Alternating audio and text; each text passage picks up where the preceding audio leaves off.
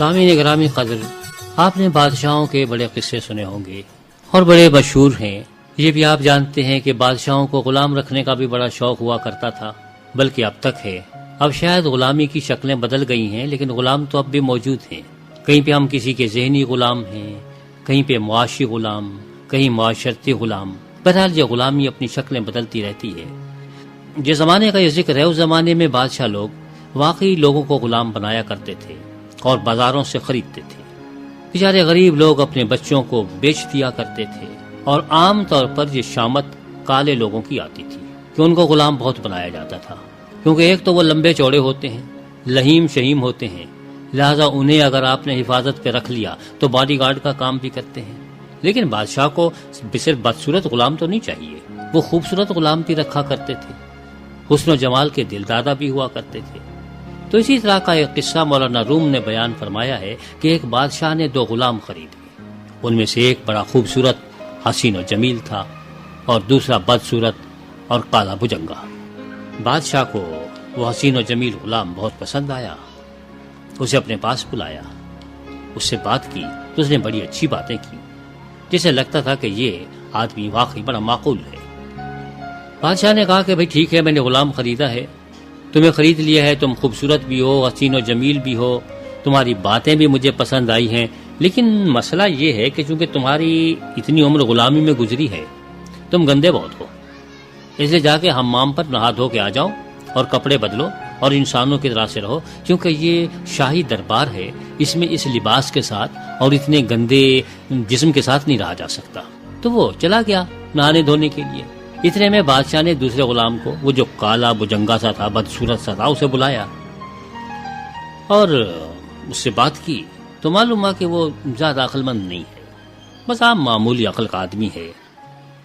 اس نے سوچا ٹھیک ہے، بادشاہ نے سوچا اچھا ہے، اس غلام کو ذرا دربار سے دور ہی رکھا جائے تو اچھا ہے،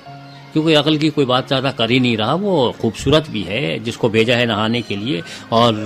ہے بھی معقول آدمی۔ لیکن پھر بادشاہ نے سوچا کہ اس کا ذرا اور امتحان لے لیا جائے، تو بادشاہ نے اس سے کہا کہ وہ جو پہلا غلام ہے نا، وہ خوبصورت والا، وہ جسے میں نے بھیجا ہے حمام میں جا کے نہا دھو کے آ جائے، وہ تمہاری بڑی برائیاں کر رہا تھا،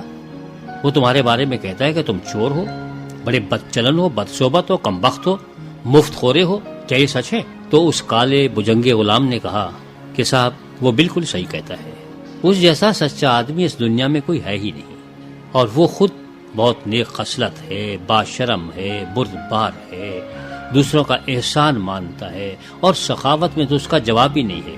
حاتم کی قبر پہ لات مارتا ہے۔ اس نے جو میرے بارے میں کہا ہے تو بالکل صحیح کہا ہوگا، اور اگر میری اپنے بارے میں کچھ اس کے خلاف کوئی رائے تھی بھی تو میں اپنی بدل لیتا ہوں، کیونکہ اس کی رائے کے مقابلے میں میری رائے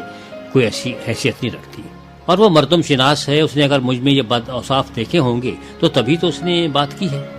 اس کی باتیں سن کے بادشاہ نے سوچا کہ یہ لگتا تو کافی معقول ہے۔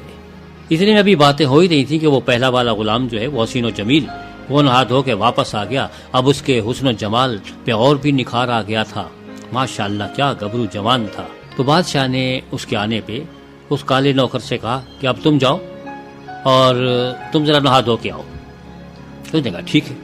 وہ چلا گیا۔ تو بادشاہ نے اس حسین و جمیل غلام سے کہا کہ تمہیں معلوم ہے کہ جب تم نہانے گئے تھے تو اس کالے نے تمہارے بارے میں کیا کچھ کہا؟ آپ ہی بہتر جانتے ہیں۔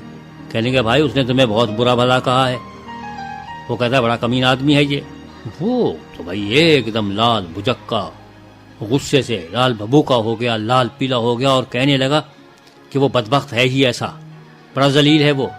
ہر ایک کی برائی کرتا ہے، بڑا کمین آدمی ہے۔ بادشاہ نے اسے کہا اچھا ٹھیک ہے، خاموش ہو جاؤ۔ اور اس کے بعد بادشاہ نے یہ اندازہ لگا لیا کہ یہ اگرچہ ظاہری طور پر بڑا حسین و جمیل اور خوبصورت ہے، لیکن اس کی روح بڑی بدصورت ہے، اور وہ جو بدصورت غلام ہے وہ بظاہر بدصورت ہے، لیکن اندر سے اس کی روح بہت خوبصورت ہے۔ اور بادشاہ نے فیصلہ کیا کہ اس کالے بجنگے غلام کو وہ اپنا قریبی ہم نشیں بنائے گا اور اس گورے غلام سے دور رہے گا۔ سامعین گرامی قدر، مولانا روم اس شکایت کے ذریعے سے ہمیں یہ بتانا چاہ رہے تھے کہ ہمیں ظاہری شکل و صورت پر نہیں جانا چاہیے، ہمیں یہ دیکھنا چاہیے کہ انسان اندر سے کیسا ہے۔ بہت سارے لوگ اس دنیا میں ایسے ہیں کہ جو بظاہر بہت حسین و جمیل ہیں لیکن اندر سے اتنے بدصورت ہیں کہ جس کی کوئی انتہا نہیں. اور بہت سے لوگ قطعاً جاذب نظر نہیں ہوتے، دیکھو تو بڑے بدصورت دکھائی دیتے ہیں، بڑے قریح المنظر ہوتے ہیں، لیکن ان کا اندر اتنا صاف شفاف ہوتا ہے، اتنے خوبصورت ہوتے ہیں کہ جس کا کوئی جواب نہیں. اگر مولانا روم کی یہ بات صحیح ہے اور ہمیں بالکل صحیح دکھائی دیتی ہے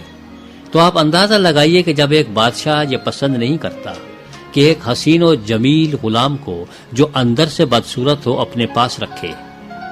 بلکہ اسے پسند کرتا ہے جو بظاہر بدصورت صحیح لیکن اندر سے اچھا ہے، تو کیا پروردگار عالم ہماری ظاہری شکل و صورت پر جائیں گے یا ہمارے باطن میں نظر ڈالیں گے؟ ہمیں اپنے اندر کے بارے میں سوچنا چاہیے. اس لیے میرے مولا نے فرمایا تھا کہ اگر تمہارے اس جرم کا، تمہارے اس گناہ کا سبب کوئی ایسی چیز ہو جو تمہیں بہت پیاری ہے، جیسے انسان کا دایاں ہاتھ، انسان کی دائیں آنکھ، ہاتھ پیارے ہیں لیکن دایاں ہاتھ بہت زیادہ پیارا ہے کیونکہ ہم زیادہ تر کام اسی سے کرتے ہیں، تو اگر وہ بھی تمہارے لیے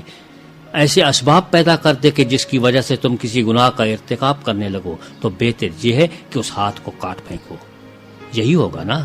کہ جب جنت میں جاؤ گے ایک ہاتھ نہیں ہوگا، لیکن یہ تو نہیں ہوگا کہ ہاتھ تو تمہارے دونوں سلامت ہوں لیکن تم جہنم میں سڑ رہے ہو. اس لیے سامعین گرامی قدر، ہمیں ابھی سے یہ فیصلہ کرنا ہے اور ابھی سے یہ سوچنا ہے کہ کیا ہم دنیا کی نظر میں خوبصورت ہیں یا خدا کی نظر. ضروری نہیں کہ جو دنیا کی نظر میں خوبصورت ہے وہ خدا کی نظر میں بھی خوبصورت ہو، اور یہ بھی ضروری نہیں کہ جو دنیا کی صورت نظر میں بدصورت ہے وہ خدا کے نزدیک بھی بدصورت ہو. ہمیں دیکھنا یہ نہیں کہ ہم اپنے آپ کو کیسے دیکھتے ہیں، ہمیں یہ نہیں دیکھنا کہ آئینہ ہمیں کون سی شکل دکھاتا ہے، ہمیں تو یہ دیکھنا ہے کہ خدا کا کلام جو خدا کا آئینہ ہے اس میں ہمیں اپنی شکل کیسی دکھائی دیتی ہے. اگر وہ ہمیں یہ کہتا ہے کہ ہم گناہگار ہیں تو پھر ہم ہیں ہی گناہگار، پھر ہمیں اسی کے لیے کچھ کرنا ہوگا، پھر ہمیں اندر سے کچھ کرنا ہوگا. یہ اوپر سے مرہم پٹی کرنے سے کچھ نہیں ہوگا، یہ اندر کا روگ ہے، یہ پلاسٹک سرجری سے بھی ٹھیک نہیں ہوگا. آپ کو معلوم ہے جب کسی شخص کو کینسر ہو جاتا ہے تو اس کے اوپر کوئی مرہم پٹی نہیں کی جاتی، اس کو اوپر سے دوائیں نہیں لگائی جاتی، آپریشن کر کے اندر سے وہ کینسر نکالنا پڑتا ہے. ضرورت ہے اس خدائی آپریشن کی جو صرف خدا ہی کر سکتا ہے کہ ہمارے اندر سے ہمارا سینہ چاک کر کے وہ گناہ نکال کے پھینک دے، تاکہ پھر اس بات کے امکانات نہ رہیں کہ ہم دوبارہ اس راستے پر چلیں. پروردگار عالم آپ کو اس بات کی توفیق عطا فرمائے کہ آپ اپنے آپ کو اس کے حوالے کر دیں اور کہیں سپردم بتو مایہ خیشرا تو دانی حساب کم و بیشرا.